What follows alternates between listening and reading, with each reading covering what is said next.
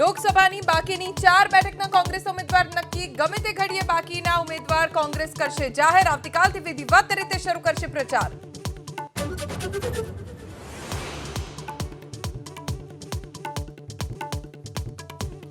કચ્છના ભુજ શહેરમાં પાણીની પારાયણ. છેલ્લા 10 દિવસથી પાણીની સમસ્યા. રાબેતા મુજબ પાણી નહીં મળે ત્યાં સુધી વાહનોના સર્વિસ સ્ટેશન બંધ રાખવા સૂચના.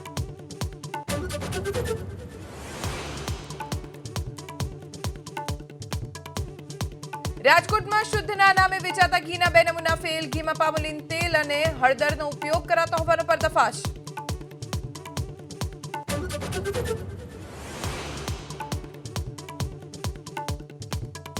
સુરતના કામરેજમાં 4 પગનો આતંક. અંત્રોલી ગામ તરફ જવાના માર્ગ પર એક સાથે 2 દીપડા દેખાતા લોકોમાં ભય.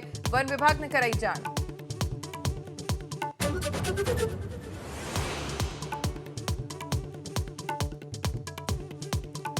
ગુજરાત હાઈકોર્ટનો અતિ મહત્વનો નિર્ણય. 19 એપ્રિલે લગ્ન વિષયક વિવાદો માટે સ્થાયી લોક અદાલત બનાવવાનો નિર્ણય. તમામ જિલ્લાના કાનૂન સેવા સત્તા મંડળોને કેસનું સમાધાન કરવા સૂચના.